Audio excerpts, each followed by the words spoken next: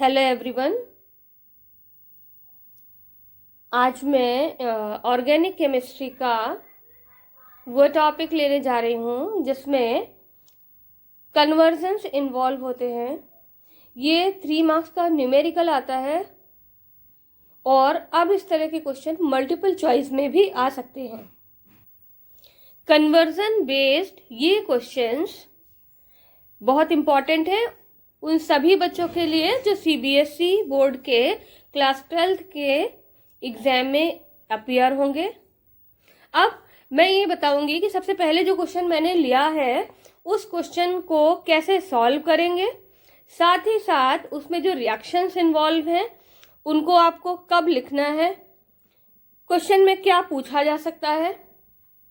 और कभी कभी जब ये क्वेश्चन पैराग्राफ बेस्ड क्वेश्चन की कैटेगरी में आएगा तब इस क्वेश्चन का आंसर कैसे लिखेंगे, या ऑप्शंस दिए हैं तो हम करेक्ट ऑप्शन को चूज करेंगे, लेकिन उसके लिए हमें थोड़ा सा रफ वर्क करने की जरूरत होगी, उसको भी आप देख लीजिए। तो फर्स्ट क्वेश्चन है एन एरोमेटिक कंपाउंड ए।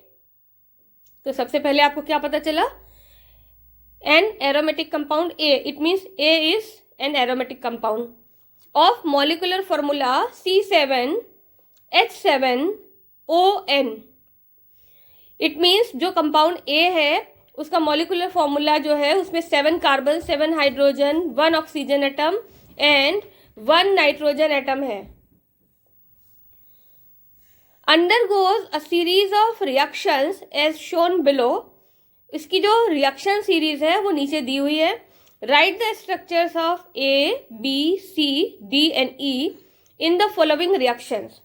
इस क्वेश्चन में क्या है, थोड़ा सा ट्विस्ट है। क्या ट्विस्ट है कि इसमें रिएक्शन आपको दी है और कंपाउंड आइडेंटिफाई करना है। तो इस क्वेश्चन में जो दिया हुआ है उसके अकॉर्डिंग जो कंपाउंड ए है उसका फॉर्मूला है, एरोमेटिक कंपाउंड ए है, it means C7H7ON, it is an aromatic compound A and it undergo this reaction series. यहां पर ये जो कंपाउंड ए है पहले Br2KOH के साथ जब रिएक्ट कराते हैं तो एमीन्स बनते हैं। अगर आपको सिलेबस में नाइट्रोजन कंटेनिंग कंपाउंड स्टडी किया हो तो आप देखेंगे कि यहाँ पर नाइट्रोजन कंटेनिंग कंपाउंड ये दिया हुआ है, और ये जो दूसरा कंपाउंड C6H5NH2 बन रहा है ये भी नाइट्रोजन कंटेनिंग कंपाउंड है। और नाइट्रोजन कंटेनिंग कंपाउंड आपके सिलेबस में जो है वो है एनिलिन। डाइजोनियम क्लोराइड आपके सिलेबस में इस बार नहीं है, लेकिन अगर डाइजोनियम क्लोराइड हम इसको कंसीडर करते हैं कंपाउंड ए को तो यहाँ पर Cl भी होना चाहिए था, लेकिन यहाँ पर Cl नहीं है। तो देखिए A और C6H5NH2 एनिलिन दोनों को जब हम देखते हैं तो इसका मतलब जो कंपाउंड A है वो एक ऐसा कंपाउंड है जिसमें नाइट्रोजन ऑक्सीजन दोनों प्रेजेंट है। और Br2KOH का मतलब हो गया ब्रोमीन और पोटेशियम हाइड्रोक्साइड के साथ जब इसे हीट कराते हैं तो ये जो रिएक्शन है ये कहलाती है हॉफमैन ब्रोमोमाइड रिएक्शन।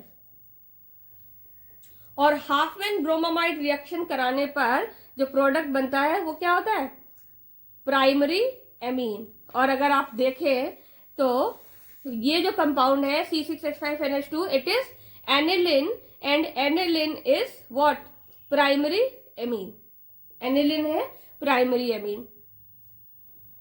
अब एनिलिन की रिएक्शन सोडियम नाइट्राइट और HCl के साथ कराते हैं 273 केल्विन पर, और ये मोस्ट इंपॉर्टेंट रिएक्शन है, it is diazotisation. It is diazotisation reaction जिसमें B कंपाउंड जो बनेगा वो होगा डाइएजोनियम सॉल्ट। डाइएजोनियम सॉल्ट वैसे तो सिलेबस में इस बार नहीं है, लेकिन जब आप एनिलिन की केमिकल प्रॉपर्टीज पढ़ेंगे तो उसमें डाइएजोटाइजेशन रिएक्शन आएगी और उसमें डाइजोनियम सॉल्ट का फॉर्मेशन बताया गया है। इसलिए आपको ये वाला पॉइंट याद रखना है, और वो पॉइंट है नेम्ड रिएक्शन की कैटेगरी में डाइएजोटाइजेशन रिएक्शन। क्या है diazotization reaction? When primary amine reacts with NaNO2 and HCl at 273 Kelvin temperature, it gives diazonium salt. तो यहां पर क्या बनेगा? Benzene diazonium chloride. तो हमारा जो कंपाउंड बी है ये हो गया benzene diazonium chloride, it is compound B. फिर कंपाउंड बी की जब हम CH3CH2OH मीन्स फिनॉल के साथ रिएक्शन कराते हैं तो कंपाउंड सी आपको लिखना है। तो डाइजोनियम क्लोराइड फिनॉल के साथ जब रिएक्ट करता है तो बेंजीन बनती है C6H6।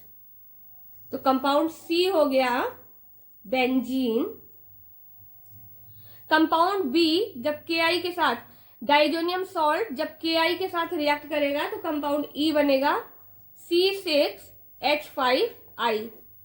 ये जो कंपाउंड ई है वो होगा C6H5I मीन्स आइडोबेंजीन। जो ई कंपाउंड है इट इज आइडोबेंजीन। इस तरह से हमने बी, सी और ई को आइडेंटिफाई कर दिया। अब देखते हैं डी क्या होगा। ये जो एनिलिन है, ये एरो क्या शो कर रहा है कि ये एनिलिन CHCl3 मीन्स क्लोरोफॉर्म और NaOH के साथ जब रिएक्ट करेगा तो कंपाउंड डी बनेगा। तो आपके सिलेबस में प्राइमरी एमीन्स की एक रिएक्शन है जिसमें क्लोरोफॉर्म और सोडियम हाइड्रोक्साइड या पोटेशियम हाइड्रोक्साइड यूज होता है और वो है कार्बिल एमीन रिएक्शन। इसका मतलब एनिलिन से डी का फॉर्मेशन क्या है? कार्बिल एमीन रिएक्शन है और इसमें बनेगा आइसोसाइनाइड या कार्बिल एमीन। तो कंपाउंड डी हो गया C6H5NC, it is phenyl isocyanide. अब हमने एनिलिन से स्टार्ट करके सारे कंपाउंड बना दिए। तो इसका मतलब एनिलिन के पहले वाला मीन्स कंपाउंड ए, ये क्या होगा? इसका पॉसिबल स्ट्रक्चर क्या होगा? तो एनिलिन प्राइमरी एमीन है, हॉफमैन ब्रोमामाइड रिएक्शन से बन रहा है। इसका मतलब एनिलिन बनाने के लिए हमें कंपाउंड ए जो चाहिए वो कैसा होना चाहिए? It should be amide. और इस एमाइड में एनिलिन के कंपैरिजन में एक कार्बन ज्यादा होना चाहिए। ठीक है, तो एनिलिन में 6 कार्बन है तो इसका मतलब यहाँ पर 7 कार्बन है जो कि यहाँ पर फॉर्मूले में दिया हुआ है C7H7ON। दूसरी चीज, अगर ये एमाइड है तो इसका पॉसिबल स्ट्रक्चर क्या होगा? तो एनिलिन के फॉर्मूले में आप बीच में CO जोड़ देंगे तो कंपाउंड ए हमारा हो जाएगा C6H5CONH2। It is compound A and it is known as benzamide. It is known as benzamide और ये होगा हमारा कंपाउंड ए। इस तरह से इस फर्स्ट क्वेश्चन की पूरी सीरीज कंप्लीट होती है। अब ये जो कंपाउंड है इसमें ABCDE आपने आइडेंटिफाई कर लिया। इसके बाद हो सकता है कि MCQ में क्या क्या पूछा जा सकता है। तो MCQs में जो पहला क्वेश्चन है वो आपका हो सकता है what is the formula of compound A और what is the structure of compound A. In that situation you will write और you will take on the correct option C6H5CONH2 or benzamide. Write the name of reaction when compound A converted into amine or aniline. तो यहाँ पर named reaction का नाम पूछा गया है कि कंपाउंड ए एनिलिन में कब कन्वर्ट होता है। तो रिएक्शन का नाम क्या है? Hofmann bromamide reaction. अब इसी तरह से यहाँ पर पूछा जा सकता है What will happen when aniline changes into D? और इसको आपको पॉइंट्स दे रखे हैं 1 2 3 4 करके। तो करेक्ट ऑप्शन क्या होगा? When aniline reacts with CHCl3 chloroform and sodium hydroxide, the reaction is called carbylamine reaction or isocyanide reaction, and in this reaction compound D phenyl isocyanide forms, which is harmful substance. Is it clear? तो अब इस तरह का question आप MCQs में paragraph form में आता है तब भी कर लेंगे और अगर ये 3 मार्क्स क्वेश्चन में आता है कन्वर्जन बेस्ड तब भी आप इसको सॉल्व कर लेंगे। तो अब स्टार्ट करते हैं अगला क्वेश्चन। नेक्स्ट क्वेश्चन है, a compound A C3H9N reacts with C6H5SO2Cl to give a solid insoluble in alkali. Identify A. C3H9N, ये जो कंपाउंड है, कंपाउंड यहां पर लिखेंगे compound A, it is C3H9N। N है तो देखिए N के साथ ऑक्सीजन नहीं है, इसका मतलब ये कंपाउंड क्या हो सकता है, इट मे बी एमीन, क्योंकि अगर O होता तो हम एमाइड कंसीडर करते, O होता तो नाइट्रो कंपाउंड हो सकता है, लेकिन केवल N है, इट मे बी एमीन। और C6H5SO2Cl, it is known as benzene sulphonyl chloride.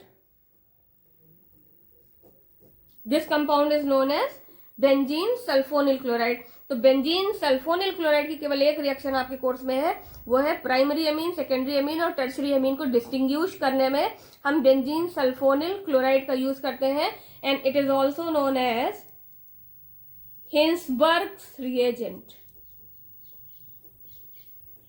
It is also known as Hinsberg's reagent. अब ये जो हिंसबर्ग रिएजेंट है, ये प्राइमरी, सेकेंडरी और टर्शरी एमीन को डिस्टिंग्विश करता है। कैसे डिस्टिंग्विश करता है, इसके लिए आप देखेंगे कि जो प्राइमरी एमीन है वो हिंसबर्ग रिएजेंट के साथ जो कंपाउंड बनाती हैं वो कंपाउंड एल्कली में सॉल्युबल होता है, और जो सेकेंडरी एमीन है वो इनसॉल्युबल कंपाउंड बनाती हैं। तो सबसे पहले हम यहाँ पर लिखेंगे मे बी एमीन, हमने डिसाइड कर लिया, तो यहाँ पर ये सिर्फ प्राइमरी एमीन हो सकता है या सेकेंडरी एमीन। ये जो प्राइमरी एमीन है विद C6H5SO2Cl प्लस C6H5SO2Cl, दोनों के साथ रिएक्शन फॉर्म में लिखेंगे। प्राइमरी एमीन के साथ जो कंपाउंड बनेगा, प्रोडक्ट सॉल्युबल इन एल्कली, और सेकेंडरी एमीन के साथ जो प्रोडक्ट बनेगा, it is insoluble in alkali. ये हमने ये क्लासिफाई कर लिया दोनों को। इसका मतलब यहां पर क्या दिया हुआ, कंपाउंड ए जो प्रोडक्ट बना रहा है C6H5SO2Cl के साथ, ये क्या है, एल्कली में इनसॉल्युबल है। जब ये एल्कली में इनसॉल्युबल है तो अब हम क्या करेंगे यहाँ पर, इसका मतलब जो C3H9N ये जो कंपाउंड है, ये कैसा होगा, it may be secondary amine, क्योंकि इसकी जो रिएक्शन का कैरेक्टर है वो इस सेकेंडरी एमीन के कैरेक्टर से मैच कर रहा है। तो जब ये सेकेंडरी एमीन है तो इसका पॉसिबल स्ट्रक्चर बनाएंगे।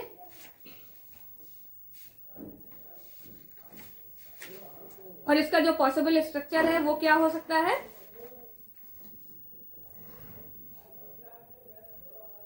देखिए इसका जो पॉसिबल स्ट्रक्चर है वो हो सकता है CH3CH3, दो एल्किल ग्रुप हो गए, लेकिन यहां पर क्या है, थ्री कार्बन है, तो एक और एल्किल, एक और होना चाहिए कार्बन यहां पर, ये होगा CH2CH3NH, इथाइल मिथाइल एमीन। इस नाइट्रोजन के साथ एक तरफ इथाइल ग्रुप जुड़ा हुआ है, दूसरी तरफ मिथाइल ग्रुप जुड़ा हुआ है, और क्या है, इट इज सेकेंडरी एमीन। ये हो गया इसका पॉसिबल स्ट्रक्चर। अब अगर रिएक्शन पूछी जाती है तो आप इसकी रिएक्शन लिख सकते हैं। तो रिएक्शन में क्या होगा, ये जो रिएक्शन है वो बेंजीन सल्फोनिल क्लोराइड के साथ जो केमिकल रिएक्शन होगी वो रिएक्शन आप लिखेंगे। देखिए इस कंपाउंड के अकॉर्डिंग हमने डिसाइड कर लिया, जो कंपाउंड ए है वो है CH3CH3CH2NH, it is compound A. When it reacts with C6H5SO2, Cl को ऐसे लिखेंगे ClS COO6H5। It is benzene sulphonyl chloride. ये हाइड्रोजन और Cl ये निकल जाते हैं इस रिएक्शन में, माइनस HCl, और इनका जो प्रोडक्ट बनता है वो आप लिखेंगे N। ये N किससे जुड़ेगा? सल्फर से, C6H5। अब इस कंपाउंड का नेम क्या होगा? तो देखिए, ये जो पैराग्राफ बेस्ड क्वेश्चन हो सकता है, ये वाला भी, और 3 मार्क्स के क्वेश्चन में भी पूछा जा सकता है। तो इसमें हम क्या क्या चीजें बता सकते हैं। सपोज पूछा गया स्ट्रक्चर ऑफ कंपाउंड ए, तो स्ट्रक्चर ऑफ कंपाउंड ए हो गया CH3 CH2 NH। दूसरा, ये जो प्रोडक्ट है इसका IUPAC name, product of the reaction of A with C6H5SO2Cl। C6H5SO2Cl के साथ जब रिएक्शन होती है तो प्रोडक्ट क्या बनेगा? तो देखिए, इस पर N पर मिथाइल इथाइल ग्रुप दोनों जुड़े हुए हैं, तो इस ये जो कंपाउंड है इसका नाम क्या होगा? देखिए, N ethyl N methyl, N पे इथाइल है, N पे मिथाइल है, N इथाइल N मिथाइल, और C6H5 क्या है? बेंजीन, और SO2N sulphonamide, benzene sulphonamide.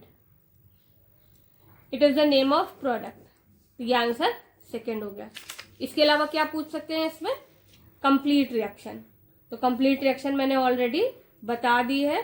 Complete reaction क्या है? हिल्सबर्ग रिएजेंट के साथ ये कंप्लीट रिएक्शन हो गई। अब एक और चीज पूछी जाती है, C6H5SO2Cl का नाम क्या है? तो benzene sulphonyl chloride, benzene sulphonyl chloride is the name, benzene sulphonyl chloride, और इसी कंपाउंड को कहते हैं हिल्सबर्ग रिएजेंट। और इसका यूज कब करते हैं इस रिएक्शन का? प्राइमरी, सेकेंडरी और टर्सरी अमीन को डिस्टिंग्विश करने में किया जाता है।